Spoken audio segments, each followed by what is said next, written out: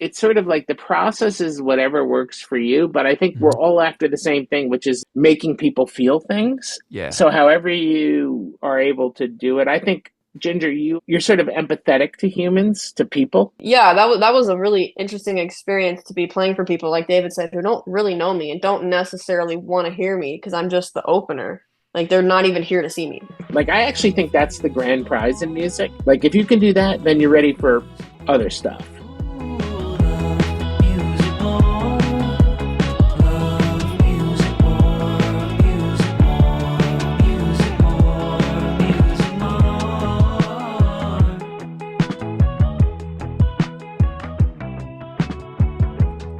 Happy New Year, everybody. Scoobert Dubert here. Welcome back to Love Music More. This is a great episode with David Barron and Ginger Winn. They worked together on Ginger's debut record, Stop Motion, which released June 7th, but Ginger's been working on music her entire life. Really awesome story about how she got to where she's gotten.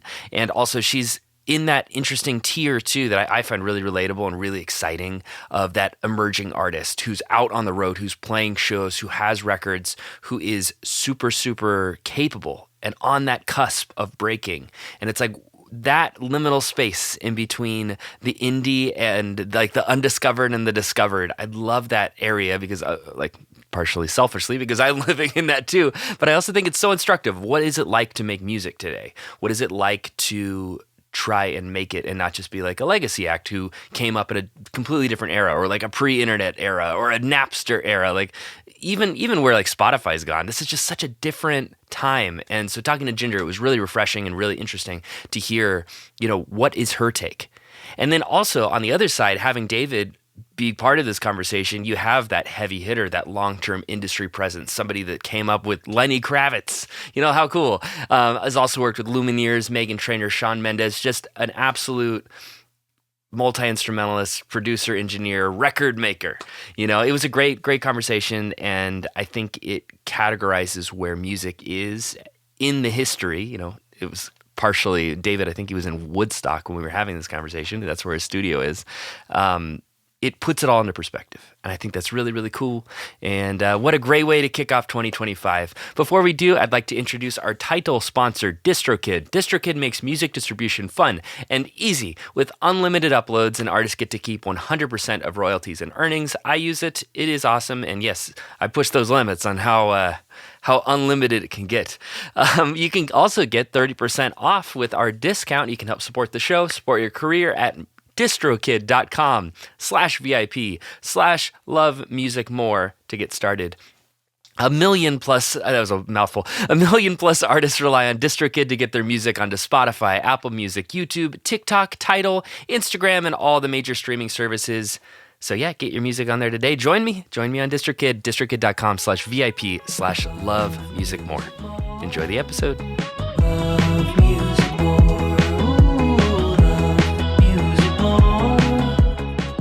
What's good, everybody? Welcome back to Love Music More. I am Scoobert Dubert, and I am joined with Ginger Winn and David Barron. Welcome to the pod, both of you. Thank you. Hey, yeah, thanks for having us. It's so rare for me to have multiple people kind of at the same time, so I'm really excited about that. So, David, you and Ginger were working on Ginger's recording, right? And Ginger, maybe you could tell us a little bit about kind of like how the two of you connected. So we connected via my co-writer. Cool. His name's Matthew. He randomly reached out to David back in 2023, last year. And David randomly responded because it was a crazy email. Apparently, I haven't read it. I'm really curious what it says. we gotta unleash that on the pod live. Yeah. Yeah. BTS. It's pretty random how me and David know each other. Honestly, I'm sure the story will come out as we continue talking, but it's very random. I love that. That's how this industry and just music in general tends to work, isn't it? Yes, for me, yeah. Yeah, right. And then David, really incredible list of people that you've worked with. Grammy Award winning, Lumineers. You've got one of my personal favorites, the Game of Thrones. You had Nightshade on there. I think that's super cool. Just excited to have you on the pod, brother. And it's going to be great talking about production, mixing, mastering with you. It's going to be a pleasure. Absolutely. No, I love that. And it's funny because Matthew, when he reached out to me, he had fallen in love with Lumineers Bright Side, which we did in my studio during COVID. I get a lot of random DMs and texts and stuff like that. But he was like, I live in this town, and he named a town that's very obscure and really tiny, and I happened to be in the town right when he emailed me. And Cool. so I responded. I was like, wow, that's weird. I'm in this town. I've never been in this town before. So that's actually how we met. It's sort of just chance. I love that. And also, I Yeah. love, David, you've worked with Lenny Kravitz as well. Like, talk about, I just love, the breadth of audio career. That is just such a cool thing. Yeah, I mean, I worked with Lenny a ton. I Cool. shared a studio with Lenny for a long time, but I Awesome. met him a long time ago, and we could talk about this sort of probably more in depth. But basically, I was doing mostly commercial music, Okay. television music, Yeah. advertising music, and I was working in a studio. And one day, Lenny came in because he was in another room in the studio. He liked the weird music I was making, and he told me he wanted to make a space funk record. And Yes. I thought he was totally, making it up. And he's like, "Yo, let's do a space funk record." And this is long. I mean, this is 24 years ago, probably. I was young, and I was just like, he was already very famous. He's probably been famous for 15 years or whatever. Right. 6 months later, his manager called me, and we actually started working together, and we became friends. And then we ended up partnering in the studio, as you probably know from my biography. Yes. Yes. And then, Ginger, I see that you just got off the road with Gypsy Kings, which is absolutely awesome. How was that? How was that kind of tour experience? How do you put it into words? I mean, it was my first time west of Nashville, so everything was Wow. new. My first tour, my first time west of Nashville, my first time playing in front of more than 200 people. So it all just sort of felt like a hazy dream, honestly. I was actually in San Diego for the tour, so it's Hey. funny that I know what it's sort of like now. But yeah, the Gypsy Kings were so fantastic, and even the way that I got on that tour is so random. It was just someone I was working with happened to know someone that was managing the Gypsy Kings tour, I think, and they happened to throw me out there as an option, and they happened to say yes. Cool. So it's like I feel so blessed. Like I can't even believe that it really happened. And I met so many amazing people out there as well. Especially I got to man all the merch tables myself for a lot Yes. of the shows. And so I got to personally meet a lot of people. I got to experience people from different states, and there was a difference from state to state. Yeah. Yeah. But yeah, it was so great. It was no complaints. It was the best experience of my life, honestly. That's amazing. And so, your background, you were born and raised in South Carolina, which you're currently in South Carolina as well, right? Yeah, So Effingham particularly. very cool. So that's so exciting. Your first journey west and having to deal with San Diegan weirdos like myself. Uh, that's pretty sweet. And then Northwest. I love the Northwest. That was you really love the cool. Northwest? Cool, cool. Yeah. And that's where and then David, you're up in the Northeast in Woodstock currently, just Yeah, to I'm right give. outside of Woodstock, about like 15 minutes from the center of Woodstock in a town called Boyceville. Incidentally, the town that Jimi Hendrix lived in when he played Woodstock. So I'm in walking distance to Hendrix's old house, but it's the Woodstock Cool. area. Cool. That's awesome. That's awesome. Ginger, growing up in South Carolina, how did that influence kind of your musical perspective and your trajectory? I think that the reason I stuck with music is because I lived in South Carolina and I had no friends. And so That wasn't what therefore I I was had expecting. no life. And then I just did music all the time. I really did music all the time as a kid. I dropped out of high school at 16 to do music. That's the only reason I dropped out. I mean, Yeah. I also hated the school and the food Yeah. lunches and all that Yes. stuff. Yes. But the reason was to do music.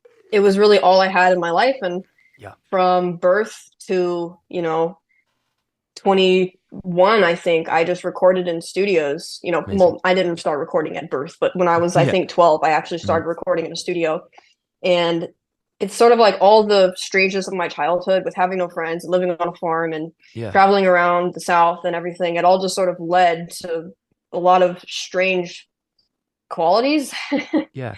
And it definitely helps me in music. Like if I grew up in New York City, I think I would just have too many distractions and I would probably have too many friends and I would have no time to do music. I hear you. I hear you. So it's all the weirdness led to something really great, I guess. Yeah. No, I mean, I understand at least a little bit of that. I graduated early from high school too, so I could make music, and it is that weird artist kind of feeling of you're not Yeah. doing what you're supposed to be doing, and so you got to go like get to what you're supposed to be doing as quickly as possible. Yeah. And you're just really motivated because you're really passionate about it and Yeah. you don't have any real backup plans. Yeah. So it kind of has to work. Yeah, So that's totally. that's a real good fire under your bum. Exactly. And yeah, it's worked out so far. So Yeah.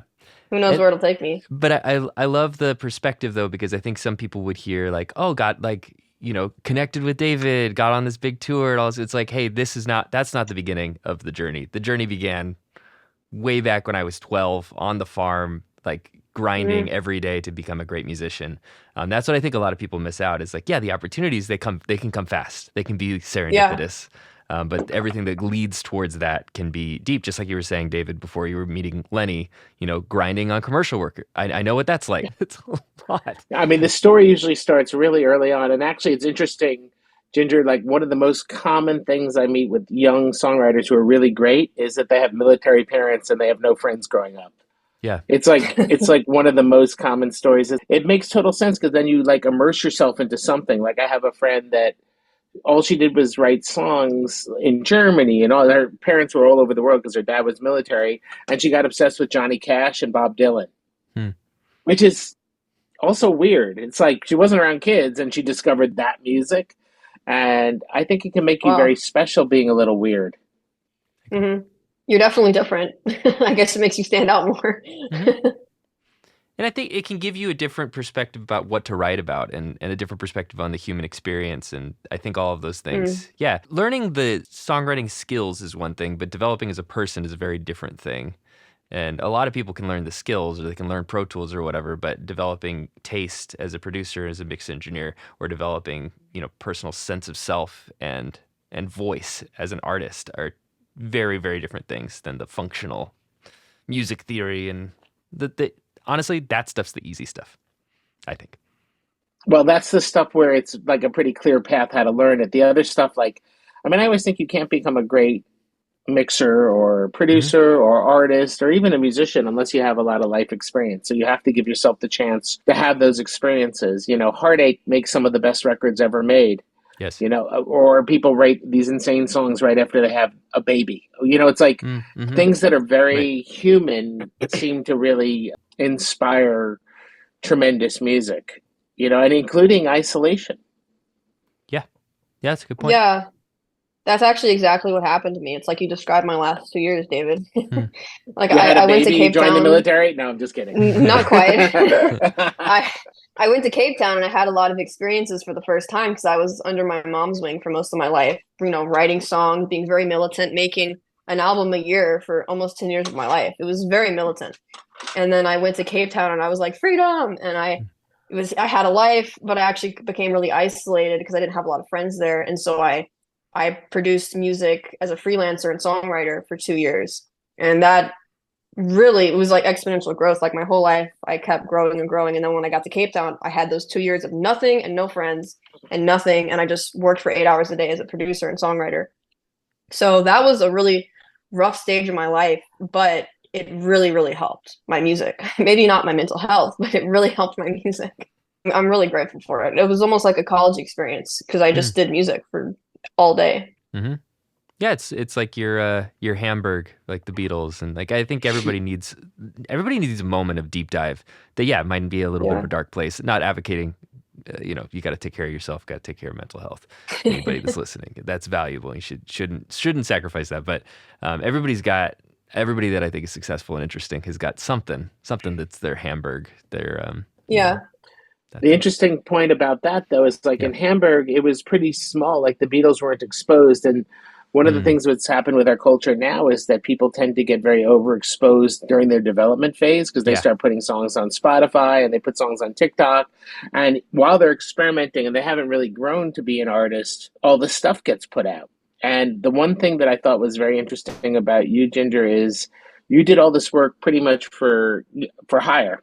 And so you really had, like, when I looked you up, you had nothing that I could find. Like, you had done all your growth, kind of like the Beatles did in Hamburg, like behind the wall. And so that when you emerge from the wall, you're already developed, just like a chrysalis. Like, here's the butterfly, as opposed to like, here's my first song that I learned how to use a drum machine on. Here's my second song where I learned how to harmonize. Like, I Yeah. mean, I see that Yeah. all the time because I hear a lot of young artists. Like, you're very mysterious. That was very mysterious to me. I was like, that's so cool. Everybody else I read, like, I mean, I just talked to an 18-year-old and she sent me 18 songs and a SoundCloud link, and I'm like, whoa, like you're putting out all this stuff. I don't know. It's kind of interesting that people do that because you're in the public eye. Even if you don't think you're in the public eye, you really are. Yeah, I think that for most of my career, I was writing with my mom, and she was basically like my business partner as a child in the music industry because I didn't know what I was doing. And Right, like like she Mozart. Yeah. yeah, yeah. And she's 65, and so like she didn't really know about SoundCloud and like all the things that all the young people were doing. So we would make an album a year and have like 12 songs on it usually, and we would make CDs and play the CDs in our car, and we would sort of learn from that music and then like make the next album the next year. And so, like, I did sort of what everyone does of like, oh, this, let's post a video like 10 years ago of me and my older sister playing guitar. But it's like, it's not really findable on YouTube anymore because it's sort of like, why have it up there if it's just bad? I mean, it's not that it's bad, but It might not be bad. It might just be like where you're less developed. Like, I mean, the idea of becoming a developed musician and then coming out as a developed musician is rare these mm, days. And I think it's actually pretty valuable to have that time. The Hamburg, as you referred to it, have the time where you're really developing. I mean, I went to music school, so I had a bunch of years where I didn't, that's all I did. I Yeah. didn't put out any mhm. music. All I did was try to figure out how to not be bad. Yeah, I mean, that's what it is. You're trying to like hone your skills and you're trying to become better. And that way, when you actually do finally emerge in the public eye, you sort of have the toolkit to be able to do that. And I think that's actually really important. And that's a big yeah. change.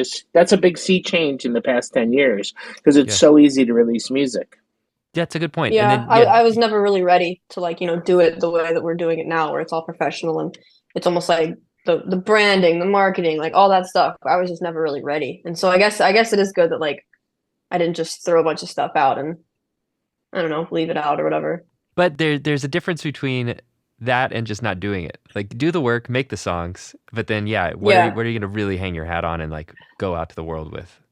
It's not necessarily bad to put things out before you're ready too, because sometimes you can learn from the feedback. And a lot of Yes, times, if artists like say they get signed or discovered or song blows up, they tend to scrub a lot of anything that they don't feel that's true. proud of anyway. That's true. You know what I mean? So like the minute Yes. they have a track that sort of goes viral, the 15 other tracks that were there a few days ago might be gone. You know what the funny thing is? Like I guess it's like everything else in music is like there's no one right way to do anything. Hmm. True. There's a lot of different right ways to do it. One thing I wanted to ask you about, David, and this really jumped out in your biography. Your father engineered three of my favorite live recordings of all time. Allman Brothers Live at the Fillmore East, one thing that inspired me to work on guitar solos almost more than anything else. B.B. King at Cook County Jail, arguably one of the vibiest, most electrifying recordings of all time. And then Mingus Live at Carnegie Hall. Like, dang, so that's some heavy hitting engineering chops to be growing up around. What was that like? How did your father start working on music, and then how did that influence you and the kind of way you conceptualized audio? And well, interestingly enough, my dad, he was a bad kid and he was in trouble a lot. And then he joined the military. He was very bright and he tested really well. And he ended up going to the electronics program. Then he ended up getting an electronic engineering degree, which was very common back in those days. After that, he ended up getting a job first for Bob Fine and Fine Recording. And Bob Fine was a very famous recording engineer who did a lot of stuff early on. And then after that, a few years of being a maintenance guy there, a tech guy there, he ended up working for Phil Ramone at A&R Recording in the 60s. And Phil Ramone, as you know, is a mega producer, did Billy Joel, did Paul Simon, everything else. He's the one who trained my dad. Hmm. So Phil Ramone, arguably one of the best producers of the 70s, sort of like took a liking to my dad. My dad was very young. My dad borrowed some money. He and his partner, Larry, in the 60s. My dad was in his 20s. I don't know how they gave him money. And if you ever met my dad, you probably wouldn't have given him money anyway. It was a little crazy.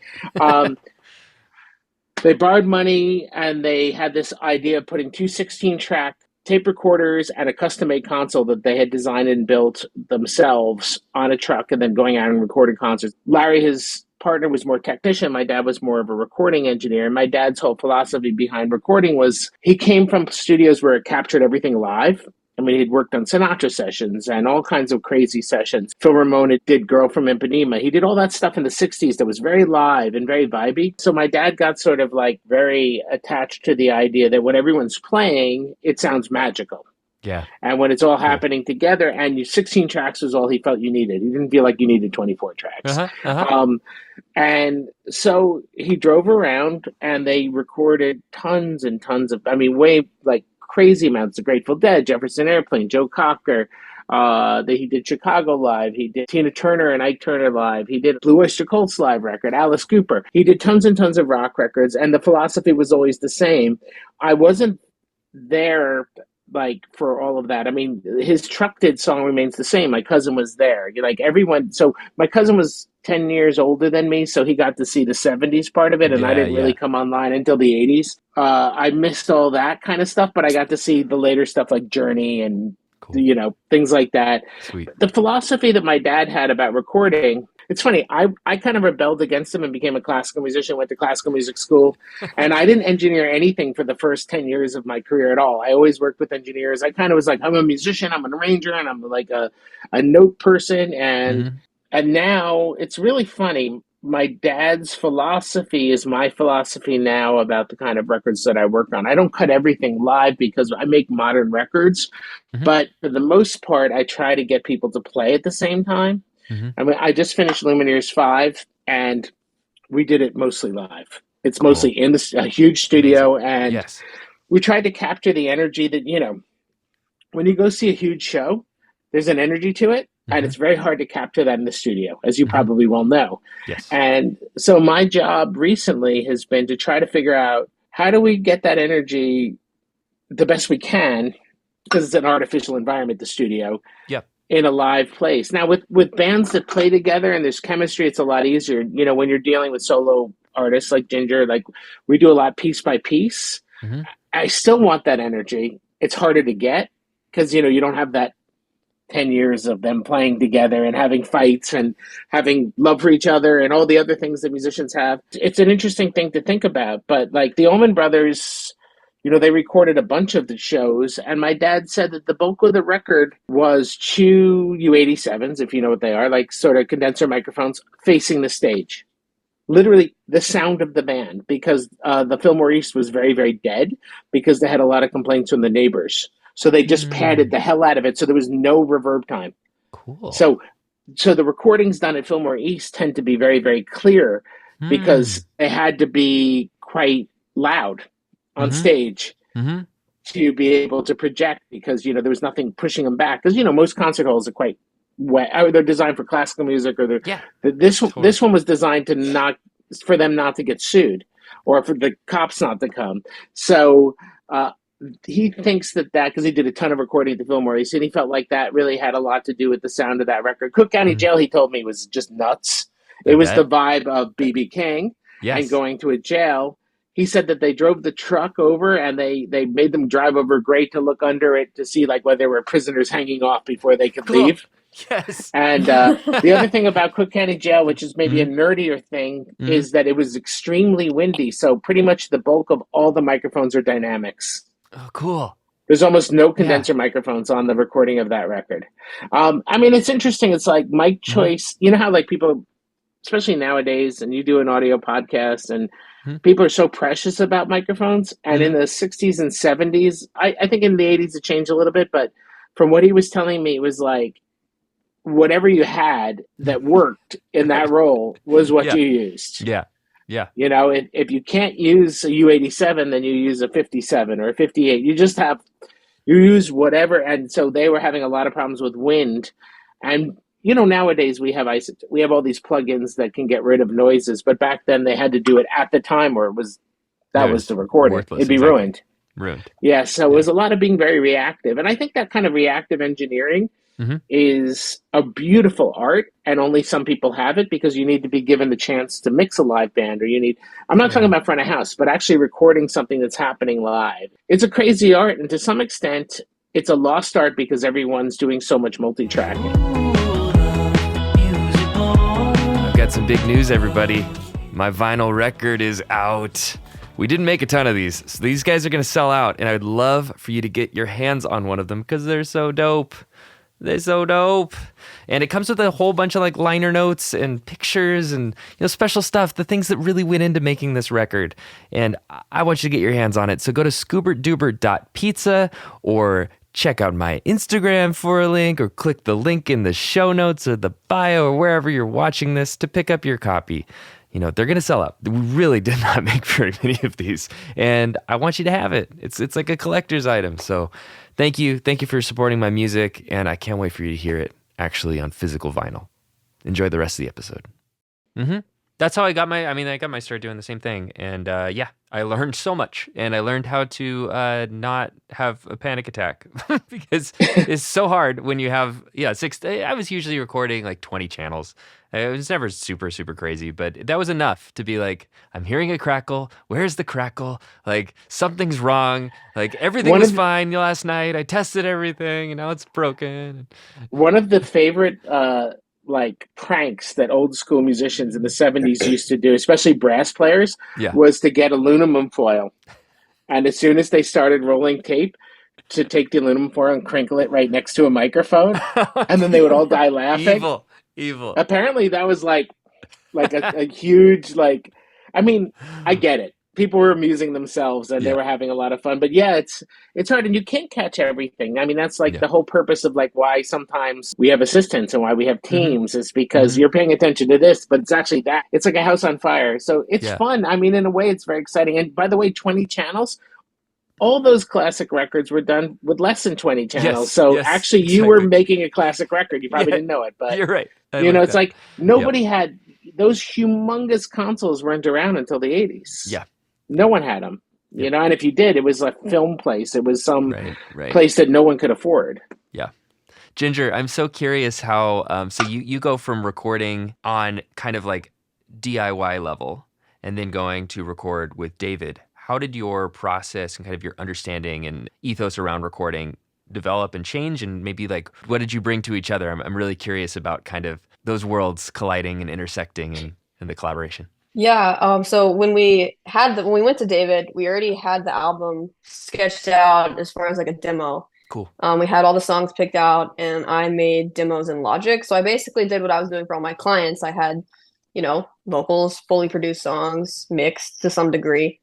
And so we went into David's studio, and I would just send him those tracks. He could kind of like pick through and see what he wanted, and to see what was good, what was garbage, what to keep, what to throw out. And then we would just kind of take it from there. It was different with every song. Sometimes David would completely rearrange the chord structure and instruments and everything.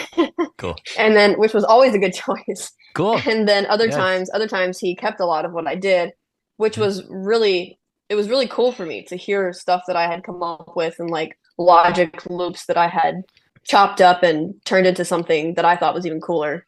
It was really interesting to see that turned into a fully produced song, and to see his process of what he does first, what he does second, like what does he choose to keep and what not. And I learned a lot for sure as far as a producer. It wasn't actually my first time going into like a big professional studio. When I was 16, I went to Fame Studios in Muscle Shoals, Alabama. And that was, me and my mom, it was me and my mom. We had hired some of their, like Southern Alabama musicians. Yes. And we also recorded some demos. So we had 2 fully produced songs, and then we had, I think, like a day to record demos. And they said that we had recorded like the most demos ever. Me and my mom wrote and wrote and wrote. So we had like 100 songs. Cool. And I think we recorded 30 demos, and they were like, wow, that's really crazy. Yeah. But when I was at Fame, we did it more like live, it was live musicians, and they recorded everything live together. And then they recut what they needed to, and I did vocals at the end. So with David, we didn't have like a whole band in there because, the assistant Renee was also the drummer, and then we would bring in who else we needed. So it was less of like a play everything live, and it was more just like build off of what we have and then see what's good and take it from there. So it was a really cool experience, and we only had 18 days to do it. So we all had to be very smart with what battles we chose to fight and which ones we chose to just leave, because we didn't have a lot of time. That's such a good way to cut your teeth and grow in a super time compressed, rapid way. That's a beautiful thing. And I also love hearing about the chain of influence and apprenticeship, like you were talking about with your father, David, and then passing out. I just love to think about the family tree of music and how so many people, just affect and influence, but to different percentages and different degrees, and that's what creates how cool American music is. Yeah, absolutely. One of the things that was interesting about Ginger's demos was I mean, a lot of times there was a lot of really great ideas in there, and there was some amazing stuff. Sometimes we did recut the songs because we wanted to sort of change the feel, but Hmm. she had gone through them so much, and I feel like she knew the material really well, and that's really important when you're recording. Yeah. Most of the artists I work with, it's actually kind of interesting, and I was thinking about this the other day. They don't do demos anymore. Hmm. Most people bring in voice memos, and Hmm. or they just play it on guitar and piano, and they want to see what's going to happen in the studio. So, Ginger, actually, you were probably the most prepared person that I've worked with in the past few years. That's hilarious. I was worried I was unprepared. So, I mean, people literally come in with half songs. And Hmm. actually, sometimes the half songs have done really well because sometimes leaving it open in the studio gives you this weird fire of inspiration. Like, Yeah, like you never sing something the way that you sing it when you first think of it. totally. You never play something yeah. kind of like the way that you play it when you first are inspired to do it. A lot of people that I know don't make demos because they say there's a lot of danger in competing with your demos Mm. in the studio, and that if you have a demo you'll constantly be like, was the vocal better on the demo, was it better on this, was it better on that? And I've been in the studio where people just go back and forth, and usually they end up pretty dissatisfied with their records because they like something about the demo and they like something about the recording, but they don't like either one. Mm. So Hmm. when you start off fresh, sometimes you like it because it's new, and there's joy of newness. Newness is always the most exciting thing in the world. The funny thing is, I don't feel like we had any of that demo. Like we didn't weren't attached to demos. We didn't have demo love, but we did. We were informed by demos, and we absolutely used musical elements from the demos, which we would have never been able to do in eight. I mean, we did the record from soup to nuts, including mixing in 18 days and mastering. Wow. Cool. Yeah, I think that we were all very open-minded as far as what they could be other than the demos, because they were just demos, and like there was certainly a magic to it. But as far as the vocals, like I was really open to expanding what I had already done vocally on the demos because it was all very soft and recorded in my bedroom. And at times I was literally just trying not to be loud because I lived in an apartment in Cape Totally. Town. Yes. And so it was really nice to get into the studio and to get to see those turn into something even greater. I feel like we had the demos and we it's almost like when a girl puts on makeup. Like it just enhances the way you actually look. Uh-huh. Like I feel like we enhanced what we had in the demos, which was a really, really a magical thing in my opinion. Yeah, and I agree with that. I've seen the demoitis thing happen before, and I do think that's part of it is if you pour too much love into the demo, just keep going and just finish it. Like if you're trying Yeah, to point towards a direction with the demo, like a voice. That's why voice memos are really nice, so that you could like lock down the key inspiration and the phrasing and everything. But it's going to sound Hmm. sort of bad, and that's like part of. Now that's built in. We're not going to use that. We might release it as a bonus track later. I've definitely used voice memo stuff. I'm not Oh, gonna me too. lie. Me I've too. Me too. definitely heard a few things and been like, I don't know, we're not recreating that. That's Yeah. awesome. We'll Yeah. figure Yeah. it Yeah. out. I Right. guess get denoise stuff and stuff. Yeah. But it's true. The demo thing is like it's a very funny thing. And now with the way people record, you can make a full sounding record by yourself, Hmm. literally in your bedroom with a laptop. Hmm. And so, yeah, I always think about this because I do records where with live players. That's Yeah. really all I do. And I always think like, well, I'm really doing it the hard way because someone Uh-huh. else can actually literally sit with a laptop on an airplane or in the back Hmm. of a van and make a whole record. And it could be a pretty awesome record, Hmm. honestly. Like it doesn't make Hmm. it better or worse. For me personally, though, I love the energy of when people start interacting with your music. So like you bring Yeah. in a guitar player, the Yeah. personality of the guitar player, the interaction of the guitarist, the sound that they have, the everything, the mood, the lighting, whatever. It's like it all kind of like starts becoming one thing, and it becomes like I always look at recording. For me, at least the ideal recording is like a series of snapshots of time. It's Mm. a time. It's like snapshots of the people and the inspiration and the weather and the food and the conversation, and it's like it's why I love being in Woodstock because it's Mm. remarkable. It's Yes. beautiful, and I was in Midtown Manhattan for a long time, and that had a different energy. And I feel like we're all when we interact with other people, I always go like it's like imagine you had five supercomputers together. That's what it's like Hmm. having five great musicians. Hmm. It's like that's why I think AI is how are they going to compete. They probably will, but not yet because when you get five amazingly talented people together, playing together and interacting with each other and interacting with songs, it's so different Yes. than if you just had one person doing it. Hmm. It doesn't make it better or worse, but I like it. It's for me, it's more inspirational. Yeah, and I mean, I agree. I'm a laptop I mean, I play my stuff, but it's all with myself and with loops and on my Yeah. laptop, and I've got my UAD thing, and I would rather be playing with musicians. That'd be way more fun. That'd be more inspiring. But I do think that it does create a little bit of a genre split. Like somebody described it as getting more of your stank on it, like when you just keep running it through the same supercomputer over and over again, or you split it up in between different five. I agree with I mean, I agree Yeah, with that. I mean, Lenny plays the bulk of all his own instruments, and he cool. always has. Yeah. I agree with that, but I also think it's funny if you Mm-hmm. just get a band together, like Mm-hmm. and I've seen this happen a lot, but they're average musicians. They're Yes. not inspired musicians. They're not particularly special. You will probably get a terrible, terrible production, and it'll sound very generic because everyone will do the most generic and safe thing that they can.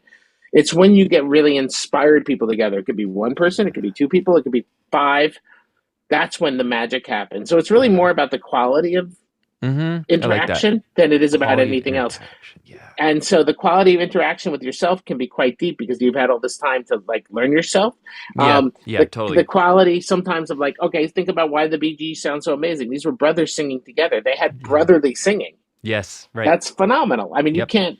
Totally. I And mean, there's a that's long history of that inspiring. too. Like Everly Brothers. Like there's a, and I mean, even like we were talking about the Beatles, Paul and John were basically brothers. They'd been, playing like literally every day since they were like 15 or Well, 16 that's years the old, thing is you spent all Yeah. this time, and that interaction is very close interaction. And Yeah. but sometimes it's interesting. It's like sometimes you bring an outsider in, which we did, Yeah. a few times, Ginger, and it energizes everything in a different way. Like, in the Yeah. film when they brought Billy Preston into the Beatles, Exactly. all of a sudden they had to behave because he's such a sick musician, which he is. Like, you watch Right. him play and you're like, oh, damn, I would Yeah. have behaved too. Like, Me too. Yeah. it's sort of like the process is whatever works for you. But I think Mhm. we're all after the same thing, which is making people feel things. Yeah. So however you are able to do it, I think Ginger, you're sort of empathetic to humans, to people, which is why you can perform solo at Hollywood Bowl. Mm. You are opening. That's the hardest gig, to open up for people that don't know you, they don't necessarily want to hear you, and to win them over. Like, I actually think that's the grand prize in music. Like, if you can do that, then you're ready for other stuff. Yeah. I didn't actually open for Hollywood Bowl. All the other places though. Oh, you did? um Oh, well, but you did I open up got for to I some got crazy to bowl because I did see a yeah, crazy well photo. I oh, you're talking about the San Diego. Yeah, that was in Oh, San see, Diego. yeah. It was Okay. I don't remember the name of the venue, but that was I felt like I was on like a UFO spaceship. It was really crazy. Was it was it the amphitheater there, like near the border? I think so. The It's like literally just a big circle thing that you stand in, and that's the stage. Yeah, cool. Yeah, I But think. yeah, that was a really interesting experience to be playing for people like David said who don't really know me and don't necessarily want to hear me because I'm just the opener. Like they're not even here to see me. And so it was really challenging. And if anyone's watching this and is wanting to do the same thing, the best thing that I found was to just be, this is going to sound so lame, but to just be myself. Like if I'm a little bit nervous on stage, to just say like, "Hey, this is my first tour. Like I'm a little bit nervous, so go easy on me." And as soon as I would talk to the audience and just be a real person, it was actually a lot less nerve-wracking because I just felt like, I'm not really like putting up a front. I'm just Mm. there, and I am a little uncomfortable. And no, they don't know me, but I'm gonna play anyways because I'm here. So, and it went over great. Like I got the best response just being like that and being honest, really. That's really good advice, and especially when you're out there without the whole production and like the Yeah, headlining act would have, where there's like built-in mystique of lighting and full attention and everything. Like you can put on more of the show. But yeah, when you're the opener, it is a little bit more naked, and especially if you're performing the way that you were, um, I I think that's really good advice. yeah. I didn't have like four guitar players, so Exactly. Exactly. it was just me. Yeah. But It don't was you great. I think learned a though, lot for sure. as training, I've Hmm. seen this a lot because I work with a lot of young musicians. Yeah. When I see them in the studio, usually when they're doing their first record, they're pretty green and they're pretty raw, and there's a lot of stuff that needs to be ironed out. And then after I see them, after they've done like one or two tours, Hmm. people come back in and I swear they're like seasoned session I musicians. know. I Like know. Totally. what people learn on the road, I don't know if there's any education quite like being in front of a lot of people and figuring out how to do it. Yeah. I Yeah, agree. I agree. you really It's get to so read people's impressive. engagement. Mm-hmm. Well, you know right away. Like, I mean, it's funny. Like, I was talking to somebody, and they got a huge gig, huge, huge, huge gig, and they were playing Madison Square Garden for the first time, which Yeah. is Wow. a monumental gig for anybody. Mm-hmm. And they said, you Wow. know, some of my songs don't work there. Hmm. That was right after they did it, and they were right. Hmm. And they retooled some of their songs. Then they rewrote some songs for bigger venues, which you never think about. But Oh yeah. different Yeah. songs work for different crowds and different size venues. And you were playing pretty big venues. Like it's pretty impressive actually as an opener. I mean, I've seen openers just like, I mean, I saw U2 once and they were so mean to the opener. No. And I was kind of like, the opener was awesome, by the way, but Oh the my opener gosh. turned out to be PJ Harvey. Hmm. Yeah. Hmm. So this is probably 15 years ago, maybe more, but like no one was paying attention to her. Nobody. And I was like, That's oh, she's crazy. awesome. And I went up to the front to watch her because I was like, this is kind of fierce, Hmm. you know? And then Yeah. later on, everyone's like, oh, PG Harvey's so amazing. Well, how come we didn't pay attention to her? Because I was there to sing at Bono and whatever. It's like, I don't know. Yeah, Great exactly. training. Everything you're doing is training, right? I guess every time you step into the studio, you step into a stage, you're getting trained somehow. You're getting a little You've better. learned something for All of sure. us. Yeah. Yeah. I was really If you're lucky open with to that it. tour with the Gypsy Kings because the not only were the Gypsy Kings nice, but their crew was nice. All the people, putting on the show. And Yes. also their audience was nice. The people who come to see Gypsy Kings, it's a really interesting crowd because it's people of all ages, people of all different Sure. kinds. Yeah, I feel like I couldn't have asked for a better audience, really. Sorry to interrupt this very important broadcast, but it's time for one more advertisement for myself for this podcast. What I'm asking for is for you to rate it 5 stars, share it with your friends. This is like the most important thing for this podcast to grow. So if you want to do this, you go onto the podcast screen, right? You click on the ... on Spotify. Under there, it says rate show, and you go and you click it. 5 stars. If you could do that for me, that's the best way for the algorithms, all this stuff to share it out with the world. I know that it's a lot to ask, but if you could please just hit those 3 dots and then a 5-star, it would really help us out and helps us, get the word out and spread the love of music. So thank you. If you're listening on YouTube, you know what to do. Like, subscribe, all that good stuff. Thank you so much. And here's the rest of the episode. What do you think it's like right now, kind of trying to break as an artist and get your name out there? Any advice or illuminate our audience into recognizing what it's really like out there trying to make a career in 2024? But I always tell people that, it's taken me 10 years plus to get here. And I'm only getting started. And so if anyone is doing the same thing and they're expecting, the instant gratification of our TikTok world, it's just not going to happen because that's not really how lasting success comes. If anything comes up quick, it's probably going to go down quick. It's just kind of the laws of life. So, it just takes patience. Patience is the biggest thing. And if you're really enjoying what you're doing, you don't mind being patient and you don't mind the time it takes to get better and better and better. And eventually, this was always my theory when I was a kid. Everyone that I know at 12 when I'm doing music, everyone that I know is not going to be doing music anymore when they're 15, Mm-hmm. and so on and so forth. At 20, most of those people have dropped out. And so, like, at 25, I'm almost 25 now in a couple weeks. At 25, everyone I know, like 95% of the people I know who used to do music, just don't do music anymore. Yes. And so, Mm-hmm. the amount of people who are also doing it and also have the 15 years experience that I have is just a lot less. Mm-hmm. And so the longer you continue, I feel like the higher your chances are of success because you're getting better and better and you're just sticking with it. So it's really the same as anything, 10 years, takes about 10 years. If anyone's wanting to do this, 10 years. And then you'll start to see things picking up. But just stick with it. Just stick with it. That's always what I tell people. Yep. And the pickup is not always linear or expected. There will be troughs and valleys and sudden elevator-like jolts up or down. But you're right. Yeah. It takes that 10 years just to even start to see the exponential curve start to form. I mean, I basically didn't even do music from 17 to 20 because I was a pastry chef. I was working at a restaurant. I was Cool. I saw that in having your the time of my Spotify bio. life. I was wondering about that. Yeah, saw that in I your was like Spotify having bio. the time of my Yeah. life decorating cakes and, being a pastry chef, head Yeah. pastry chef, managing a Cool. restaurant. It was so Cool. fun. And I loved it. But then I just realized, like, what am I doing? Like, I am a musician. I am an entrepreneur. Like, I'm not supposed to be in the restaurant business. So I loved it. But then I just realized, like, this is not what I'm going to do with my life. And then I went back to music. So, thank God I did because, Mhm. all this is happening now.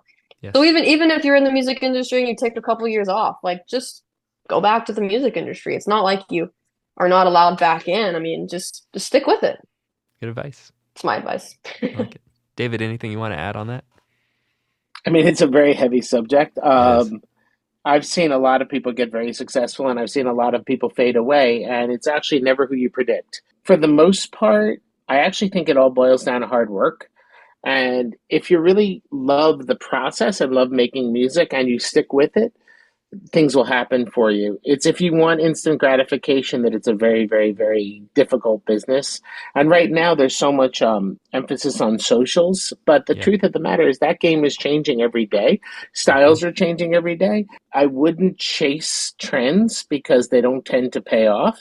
I Hmm. would do whatever you really love. If you really love what you're doing, then the process is amazing and that's its own reward. And this has been my experience. If you really love it and you really react well to it, people tend to find it and it tends to do well. And I've seen people go from zero to a million very quickly Hmm. after the 10 years, Hmm.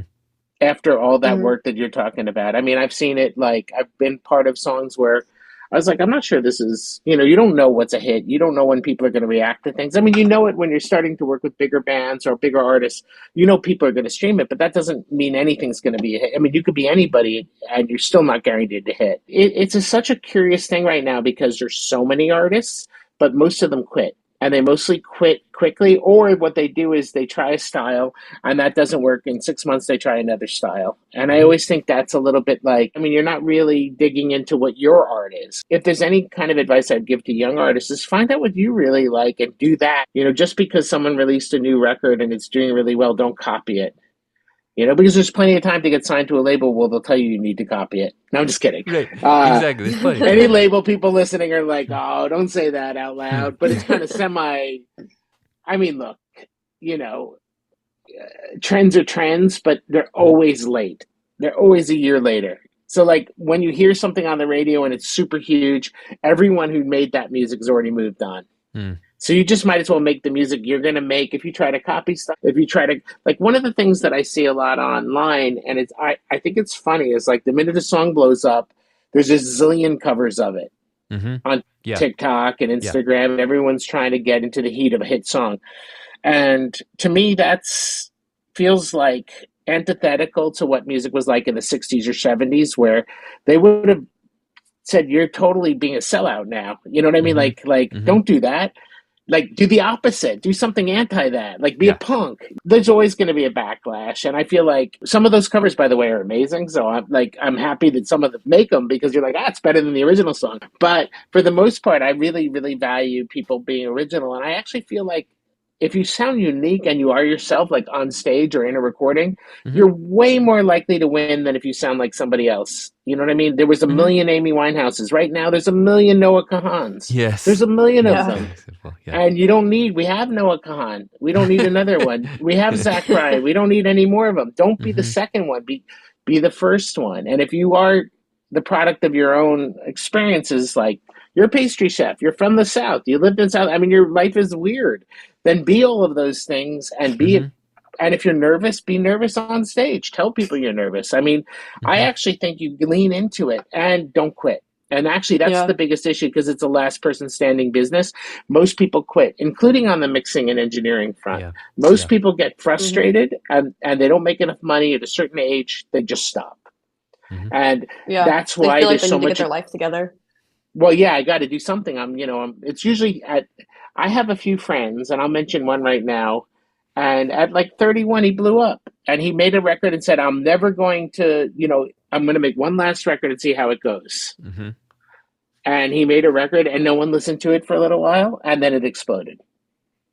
And now he's playing Madison Square Garden this week. Cool. Amazing. And he was 31 Yeah. and he had no label and he had Hmm. no background and he had nobody helping him.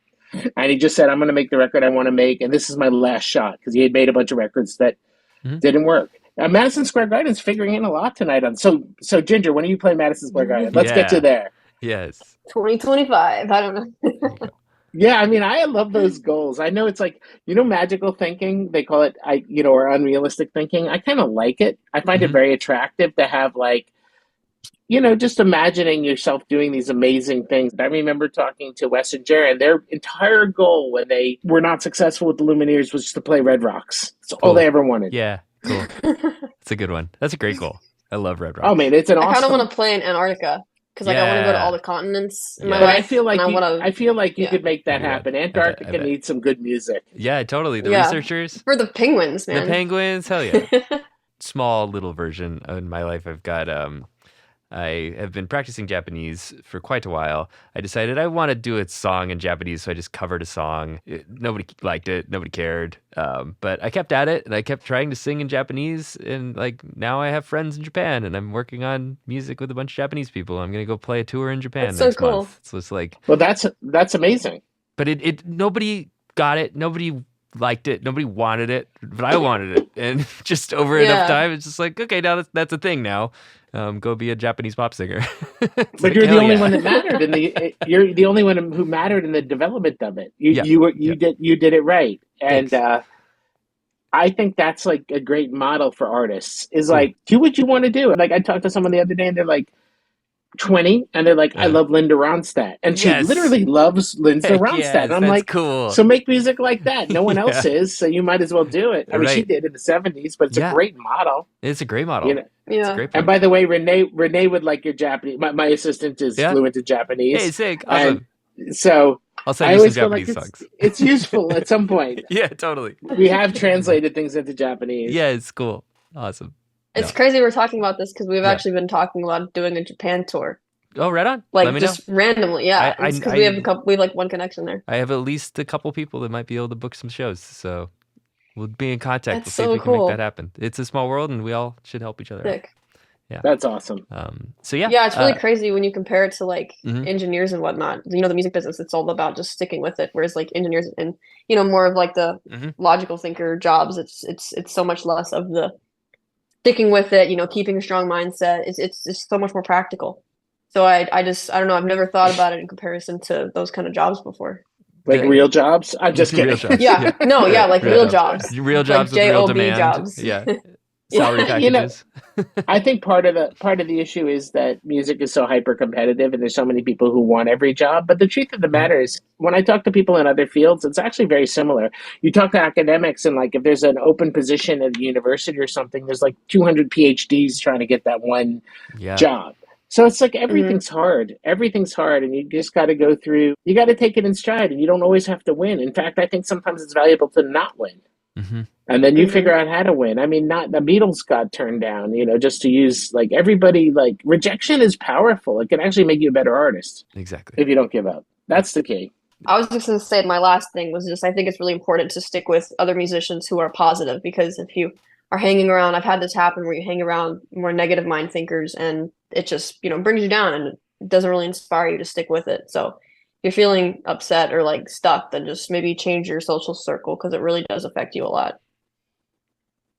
It's great advice. I've been there. I've hung out with the people. Then those people ended up quitting. Go figure. Um, Facts. so on that note, I would love to turn to my last question. I'd like to hit you both with it, and feel free. You can both jump in if you want to contribute on top of each other's answer. So this show is called Love Music More. This last segment is called Love Music Why, and this is a moment just to talk about why you love music, why you keep showing up for it, why you don't quit. I mean, for me, I think it's just really been one of the few things I'm good at. Like I don't know. That's the first thought that came to mind. I might have something deeper to say, but that's my first initial thought. I mean, for me, music is about community. It almost has like a tribal power for me, and it makes me feel things very deeply that are not necessarily things that could be expressed with regular language. Like the other day, I put on Intervisions after we were finished with the session, and a few of us were having glasses of wine, and it felt very powerful to be with the people that I love, listening to music that makes me feel things deeply, and that has inspired me since I've been a kid. I love that record. It just has this power over your life. It has the power to change your life. Some people have described it to me, and this is not so much for me, is they say it's like drugs without the bad stuff, without the repercussions. But for me, it's actually more of a bonding experience, a bonding social experience. It bonds you to the people who made the music and their intentions. It bonds you to each other. The camaraderie in the studio is insane. I mean, you end up loving people because you're deeply intimate with them for sometimes very short periods of time, but those connections, because the music lives, last so long. Like, we're talking about a record made in the 70s, but like there's records I've made where when I listen to them, I feel a lot. And I feel like it changes the universe. Like, I go on a bike ride and I put in my AirPods and I put in a certain record and the whole landscape changes. And I feel connected to people. So for me, it's a lot about connection. It's also a lot about deepness. There's something very mysterious and deep about the universe. And it's almost religious that music allows me to access. And I hope I feel like it makes people's lives, a lot of people's lives, it makes them much better. And the hard times, it can actually help you like get through hard times, but it also enhances the great times, your parties. Like the other day, Hmm. you're hanging out with all these people. You don't even, I barely knew them, but I kind of loved them. And the music kind of bonds us. It's like modern church or something. For me, I think it's just a very, very powerful medium that goes way beyond language. And like, everyone says, oh, social media connects us all. And it does, Hmm. but it also pulls us apart. Like we're always fighting. And I know people fight about music, but in the end, like if you go see a big concert and everyone's singing along, you look around, you're like, there's 50,000 people feeling something communal. And I think that's extremely powerful. And I think that is something that's primordial built into us and that we can access. And we're so lucky that we have the tools to access that kind of heavy emotion. Because, life can be tricky. And it's so nice to have things that make our lives so much better.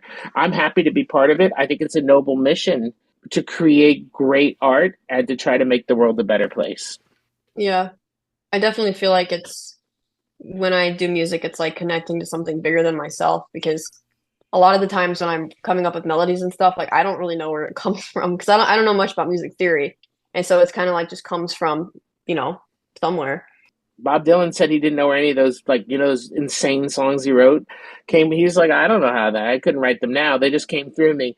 It turns you into a Yeah. conduit, but also, like, one of the things that I always look at, it's kind of like, I always call it a flowing river. Like, we're on the boat for a little while, we're music makers right now, and then there'll be the next people on the boat, and, like, you can throw some notes to the next people, but it's like, it's going to keep going and it's bigger than us and it's more powerful than us and it's just going to keep evolving and it's one of the best parts of being alive for me.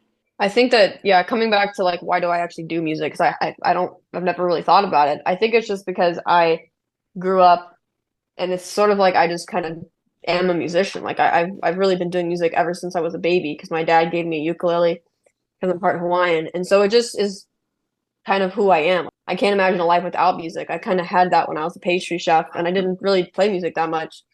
And it just it's like I just can't be like that. Like that's just not the kind of person that I am. I'm just a musician.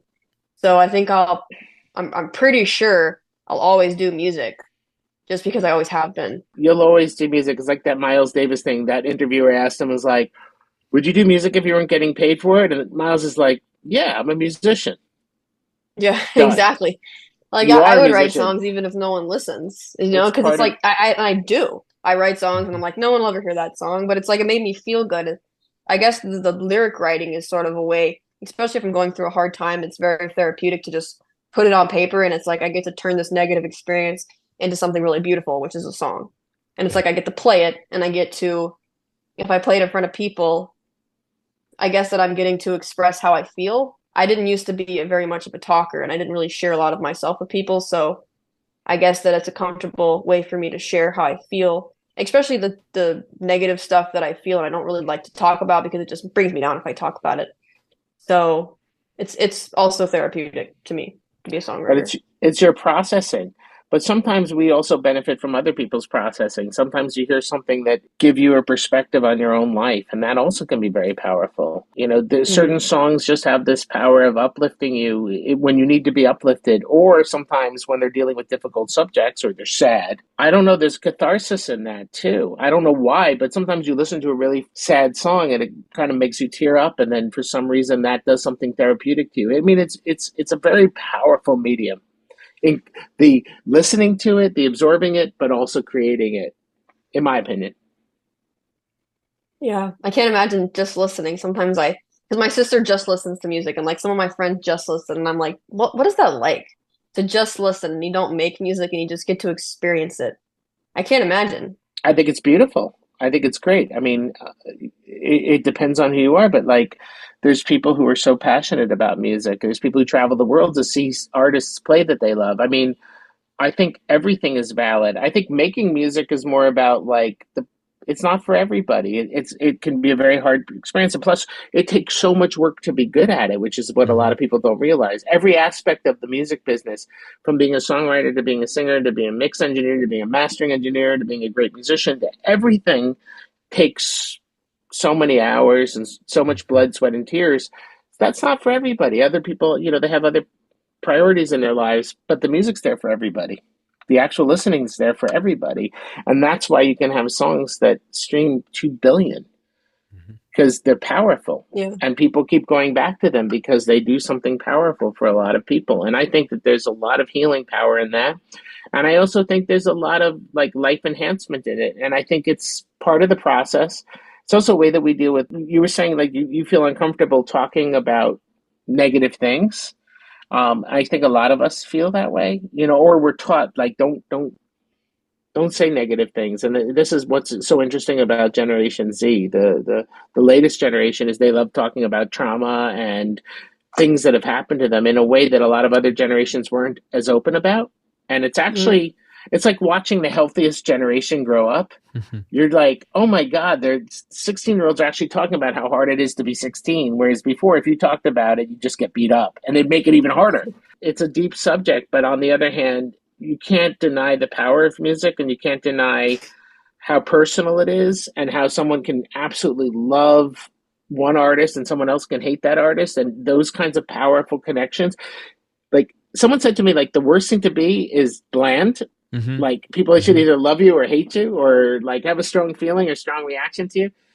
And I'm Yeah. a little bit like, yeah, it's not for everybody, but when it is for you, when you put on a favorite song, I mean, it is very powerful. Like Ginger, what's like one song that you love? Not the one that you wrote, but something in your iPhone or whatever, however you listen to music. I only recently started listening to Stick Season by Noah Khan. Like I'm super late with everything. I think it's the song Stick Season where I'm just like, that is a great song. Great song. Fair enough. Yeah. A lot of other people think it's a great song too. Hmm. Yeah. Yeah, Yes. I Yeah. it's It's good clear. storytelling and it feels very Yeah. legit. It feels Hmm. very legit. Like it feels like Noah. He wrote it with Grape Simon, but it feels very Noah-esque. Very It genuine. has yeah, I've worked with Noah and he's a nervous guy and he's what he says he is, he is. I've Hmm. known him for a long time. And I think it's a great song, but I think there's a lot of, it's funny. I like that song, but then I also like Sabrina Carpenter's, Espresso just because it's silly. It's a Hmm. fun Mm. song. Yeah. And, and there's different aspects of songs. I mean, I don't think that song would stick with me, but you hear it now and you're like, all right, yeah, that's pretty silly, and it's got its own place in the vernacular. I think what we experience as listeners is very powerful. I think what we do as artists can be very powerful for us, and then hopefully, if we really follow our own muse and our own voice, our inner voice, and we don't try to sell ourselves short, we can also make music that can really reach a lot of people. I've seen it done, and it's always the goal: is you want to make stuff that really moves you, but it's nice when other people react as well. Yeah. Well, with that, where can people get in touch? Sort of everywhere, all Yeah. those places that people say, Spotify, Apple Music, Instagram, Ginger, Winn. That's how you spell it. YouTube, everywhere. We're releasing some newer videos in the next few months. Cool. One of them being filmed in Italy. Yeah, some really cool videos coming out that I'm excited for. Awesome. That's really exciting. How about you, David? I mean, I'm a producer for a living, so the best way to find me is just my website, thedavidbarron.com, or Instagram, David of Barron, and you can follow what I'm doing. I mean, pretty easily. I have a lot of records coming out in the next year, but I'm very proud of Ginger's music. I like what we did together, and I had no expectations of it, Ginger, as you well know, because I didn't know what we were going to actually be doing. Yeah. It was one of the weirdest projects ever, and I've told Ginger and Matt this. I was like, okay, so she has no music out, and you guys, it was very fun because it was like being thrown in together to make something. I think that's awesome. But yes, I mean, if you follow me, I always talk about my releases and what I'm working on, and I always appreciate any listen. It doesn't have to be anything other than just take a listen, see if you like it. Yeah. Well, thank you both so much for joining, and I hope that all the listeners love music a little bit more now. Me too. It's been a lot of fun. It's been really great. Thank you, guys. Really appreciate it. Thank you. All right. Have a great one.